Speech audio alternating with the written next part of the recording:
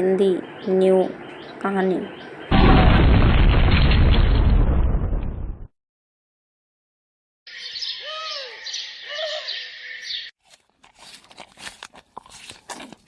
मम्मा, पकौड़े बहुत टेस्टी बने हैं। सच में एकदम जबरदस्त। बस बाहर बारिश और हो रही होती तो इन पकौड़ों का मजा दोगुना हो जाता। हाँ, तो उसमें क्या देर है, टीवी पर बता रहे थे हफ्ते भर में मॉनसून आ जाएगा। और सुनिए, बारिश से पहले छत का काम भी करवाना है। हाँ, तुम चिंता मत करो, मैंने मिस्त्री से बात कर ली है। वो कल से ही छत की मरम्मत शुरू कर देगा और 2-4 दिनों में काम पूरा भी हो जाएगा। बस खर्चा हो जाएगा इस सब में। आप चिंता मत कीजिए, हम थोड़ा हाथ रोक कर खर्च करेंगे, फिर सब ठीक हो जाएगा।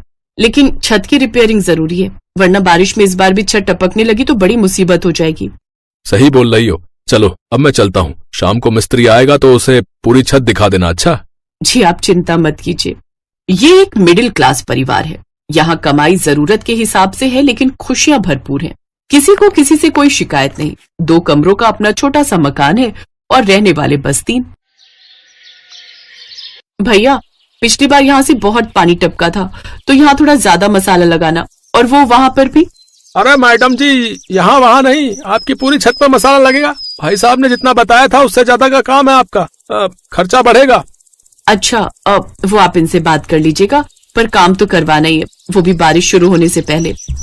खर्च बढ़ा, लेकिन फिर भी किसी तरह मैनेज करके छत की मरम्मत अच्छे से हो ही गई, और वो भी बिल्कुल ठीक वक्त पर। उधर बारिश भी बिल्कुल ठीक वक्त पर शुरू हो गई। और फिर आहा, कितना बढ़िया मौसम है। मीरा, अब बनाओ तुम पनीर के पकौड़े, बिल्कुल वैसे जैसे उस दिन बनाए थे। हाँ, अब पकौड़े तो बन जाएंगे, पर पनीर के नहीं, सिंपल आलू प्याज के बना देती हूँ। देखिए, छत के काम में ना काफी पैसे खर्च हो गए, तो थोड़ा सोच समझ कर चलेंगे तो हमें ही दिक्कत नहीं होगी, है ना? ठीक है, आलू प्याज के ही बना लो, वो भी तो बढ़िया बनाती हो तुम। संजीव की बात पर मीरा मुस्कुरा दी और पकौड़े बनाने के लिए रसोई में चली गई। फिर संजीव का फोन बजा। संजीव ने कॉल उठाकर बात की और फिर वो भागा भागा रसोई में पहुंचा। अरे सुनो मीरा, पकौड़े थोड़े ज्यादा बना लेना। ज्यादा? लेकिन क्यों, कोई आ रहा है क्या? हाँ, शालिनी दीदी आ रही हैं, जीजाजी और शिवम के साथ। अच्छा, इस बारिश में? हाँ, बस पहुंचने ही वाले हैं। कमाल की बात है, चलने से पहले बताया भी नहीं। अब जो भी है, खातिरदारी अच्छे से करनी पड़ेगी। तुम जीजाजी का नेचर तो जानती हो ना। हाँ, ऐसा करो, आप थोड़ा पनीर ले ही आओ, फिर सिर्फ उन लोगों के लिए पनीर के पकौड़े भी बना दूंगी। ठीक है, तुम बाकी सामान की भी लिस्ट बना दो, मैं सब ले आता हूँ। शालिनी संजीव की बड़ी बहन थी, जो अचानक ही अपने परिवार के साथ उसके घर आ रही थी। बारिश में भीगते हुए संजीव सारा सामान लेकर आया और मीरा फटाफट काम में लग गई। और फिर कुछ ही देर में शालिनी अपने पति सुरेश और बेटे शिवम के साथ संजीव के घर पहुंच गई। काय लागू दीदी, कैसी आप? ओह, भीग गए आप लोग तो। हाँ, अब क्या करें, कार भी हमारी एंड टाइम पर खराब हो गई, वरना ऐसे ऑटो से नहीं आना पड़ता। अरे आप लोग पहले बता देते तो मैं लेने आ जाता। अरे तो भी कौन सा फर्क पड़ जाता है? अरे कौन सा तुम्हारे पास कार है भाई है? आना तो फिर भी ऑटो से ही पड़ता ना, वो भी इस कीचड़ से होकर। हाँ रे संजीव, तू तो बोल रहा था कि तेरे यहाँ रोड बनने वाली है। अरे यहाँ का हाल तो पहले से भी बुरा हो गया।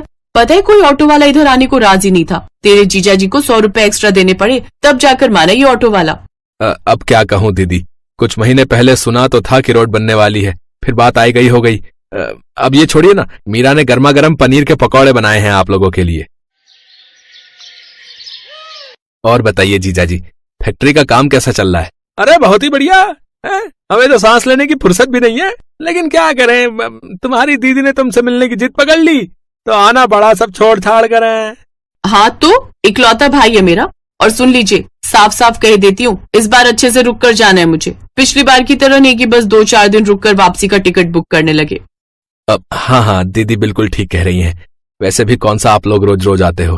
क्या बात है, मीरा कुछ नहीं बोल रही? हमारा आना अच्छा नहीं लगा क्या उसे? अरे नहीं दीदी, बस सोच रही थी कि डिनर में क्या बनाऊं। शालिनी और उसका परिवार यहाँ मेहमान नहीं बल्कि बिन बुलाई आफत बनकर आए थे, जिसे ना चाहते हुए भी अब संजीव और मीरा को झेलना ही था। बात सिर्फ खाने पीने तक होती तब भी ठीक था, घर की हर चीज को लेकर इन तीनों के नखरे ही अलग थे। मम्मी, हमारे पास 2 कमरे हैं, फिर भी हम जमीन पर क्यों सो रहे हैं? वो शिवम भैया को अकेले सोने की आदत है ना, इसलिए। अब कोई बात नहीं बेटा, कुछ ही दिनों की तो बात है। कुछ दिन की नहीं मीरा, मुझे तो इस बार दीदी का लंबा दौरा लगता है। मुझे तो टेंशन खर्चे पानी की है। छत की रिपेयरिंग में पहले ही बहुत पैसे खर्च हो गए। आप चिंता मत कीजिए जी, मेहमान भगवान समान होते हैं, उनकी आवभगत में कोई कमी नहीं होनी चाहिए। आप ऐसा कीजिए, मेरी एक सोने की अंगूठी कल जाकर गिरवी रख दीजिए, फिलहाल काम चल जाएगा उससे, फिर आगे जब संभल जाएंगे तो छुड़वा लेंगे उसे। तो नौबत यहाँ तक आ पहुंची थी। और फिर एक दिन, चुप कर, थोड़ा एडजस्ट कर ले, जब तक सारा मामला सुलट नहीं जाता। हाँ, तेरी मम्मी ठीक बोल रही है।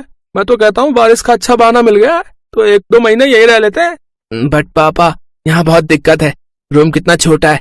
अरे बस कर, वहाँ अपने मोहल्ले में जो कुश्ती करके आए वो कम है क्या? पड़ोसी के लड़के की सारी हड्डियां तोड़कर रख दी। वो तो अच्छा हुआ कि हम तेरे कांड के बाद फौरन यहाँ चले आए, वरना भी पुलिस स्टेशन की हवा खा रहा होता तू। इस बातचीत को सुनकर मीरा को सब समझ आ गया कि उसके नखरीले ननद नंदोई आखिर क्यों उसके यहाँ टिके हुए हैं। और फिर काफी सोचने समझने के बाद उसने इस मुसीबत का एक हल निकाला, जिसमें उसका साथ देने के लिए संजीव और शानू भी तैयार थे। मम्मा सुनो, बाहर पुलिस आई है। क्या पुलिस? पर क्यों? अब पता नहीं, सभी घरों में जाकर पूछताछ कर रहे हैं। लगता है किसी को ढूंढ रहे हैं। पड़ोस वाले शर्मा जी बता रहे थे कि कुछ मार पिटाई का मामला है। अभी बस हमारे यहाँ ही आने वाले हैं वो लोग। मम्मी अब क्या करें? हमें क्या करना है? जो करना है वो पुलिस करेगी और उसके साथ करेगी जिसे वो ढूंढ रही है। तुम क्यों टेंशन ले रहे हो भांजी जी? हाँ, हमें क्यों कोई टेंशन होगी। सालिनी, आओ जल्दी से सामान पैक करो भाई। वो फैक्ट्री से फोन आया है, फैक्ट्री से। हम अभी निकलेंगे। अच्छा।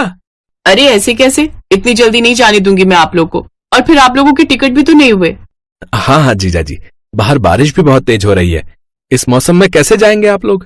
वो सब हम देख लेंगे भाई, लेकिन अभी हमें फौरन जाना होगा। अरे सालनी, अरे जाओ भाई, मैं जल्दी से कैब बुक करता हूँ। चलो जल्दी करो। संजीव और मीरा की तरकीब काम कर गई। ये बिन बुलाए मेहमान जो महीनों टिकने का प्लान बना रहे थे, कुछ ही मिनटों के मेहमान बनकर वहाँ से भाग निकले। और तब जाकर संजीव और मीरा ने अपने ही घर में चैन की सांस ली।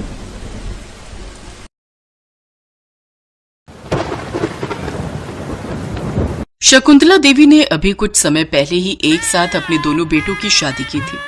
शकुंतला की बड़ी बहू आंचल गोरी और सुंदर थी, जबकि उसकी छोटी बहू काजल काले रंग की थी।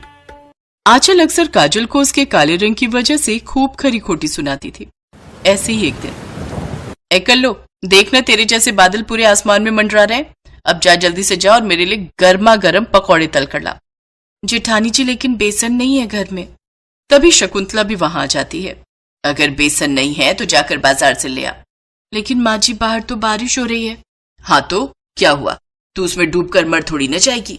और मर भी गई तो हमें कुछ ज्यादा असर नहीं पड़ने वाला। जानती हूँ, मुझे आपसे यही उम्मीद है। इसके बाद काजल बारिश में बेसन लेने चली जाती है। रास्ते में चलते हुए उसके पास से एक ट्रक गुजरा, जिसने उसके ऊपर कीचड़ उछाल दिया। अरे देखकर नहीं चला सकते हो क्या? बेचारी काजल कीचड़ में सनी हुई घर पहुंचती है।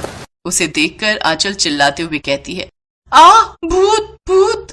अरे जेठानी जी, मैं हूँ काजल। अरे कल्लो, ये क्या हाल बना लिया तूने? सच में आज तो तू और भी डरावनी लग रही है। काजल खड़े खड़े आंचल को घूर रही थी। तभी शकुंतला ने उससे कहा, अरे तू मेरी चांद जैसी बहू को क्यों घूर रही है? उसे अपनी काली नजर लगाएगी क्या? जा अब जाकर नहा ले, कितनी गंदी बदबू आ रही है तुझसे। बेचारी काजल अपने कमरे में नहाने चली जाती है। शाम को जब उसका पति प्रभात ऑफिस से आता है तो अपनी माँ से पूछता है, माँ काजल का है?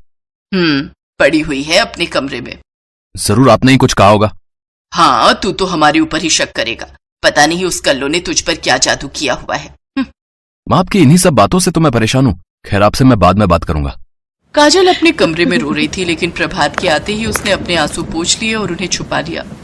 रुको, मैं अभी तुम्हारा मूड ठीक कर देता हूँ। ये लो। ये हार आप मेरे लिए लाए हैं? नहीं, पड़ोसन के लिए लाया हूँ। सोचा तुम्हें दिखा दूं। क्या आप भी ना। उस घर में काजल को प्यार देने वाला उसका पति ही था। शकुंतला की बड़ी बहू गोरी चिट्टी थी, जिस वजह से शकुंतला उसे बहुत प्यार करती थी, जबकि काजल को अपने काले रंग के कारण अक्सर गालियां और ताने ही मिलते थे। ऐसे ही एक दिन, आह आह, क्या हुआ बड़ी बहू? सासू माँ, रोटियां बनाते वक्त हाथ जल गया। बहू, तू तो वैसे ही इतनी नाजुक है, आखिर किसने कहा तुझे रोटियां बनाने को?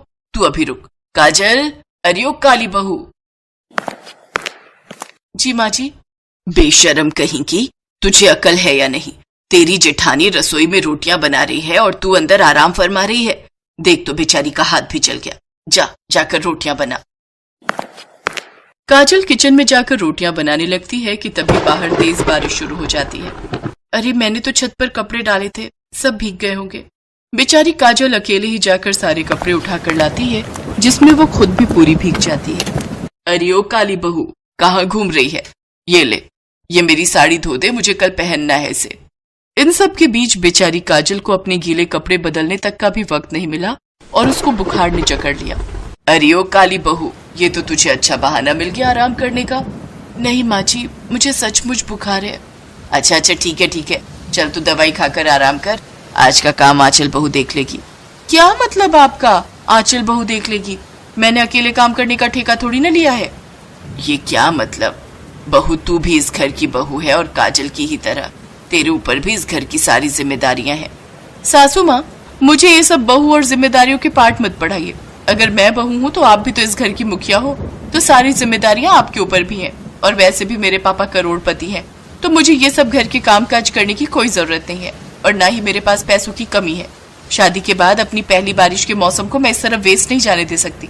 बाहर कितना रोमांटिक मौसम है और आप चाहती हैं कि मैं चूल्हा चौका करूं? ना बाबा ना। इसलिए मैं और ये तो चले 5 स्टार होटल में डिनर करने, और हाँ, आज रात हम वहीं स्टे करेंगे। आप अपना खुद देख लीजिए। इतना कहकर आंचल वहां से चली जाती है। इसके बाद शकुंतला को ही घर के सारे काम करने पड़े। तब उसे अपनी छोटी बहू काजल की अहमियत समझ में आई। शकुंतला काजल के पास गई और उससे माफी मांगने लगी। काजल बहू, मुझे माफ कर दे। आज तक मैंने तेरे रंग को लेकर तुझे कितना भला बुरा कहा। तेरे रंग के कारण तेरी खूबियों को भी नजरअंदाज किया, लेकिन आज मुझे तेरी अहमियत समझ में आ गई और अपनी गलती का भी एहसास हो गया। मुझे माफ कर दे। इससे पहले काजल कुछ कहती तभी प्रभात बोल पड़ता है। मैं जानता था माँ, एक ना एक दिन आपको इस बात का एहसास होकर ही रहेगा। बुराई अच्छाई को ज्यादा समय तक नहीं हरा सकती। आज तो आपको सब समझ ही आ गया होगा। दोनों बहुओं का असली चेहरा आपके सामने है। अपने बेटे की बात सुनकर शकुंतला की आंखें खुल चुकी थी। अब से वो काजल को ज्यादा प्यार और सम्मान देने लगी, जिसे देख आंचल को बहुत बुरा लगता और वो कुछ दिनों बाद अपने पति के साथ अलग घर में शिफ्ट हो गई। तो वहीं प्रभात और काजल खुशी खुशी शकुंतला के साथ प्यार से रहने लगे। हेलो दोस्तों, कैसे हैं आप सब? हमारी कहानियाँ देखने के लिए हमारे चैनल को सब्सक्राइब कीजिए और हाँ, बेल आइकॉन पर क्लिक करना मत भूलिएगा।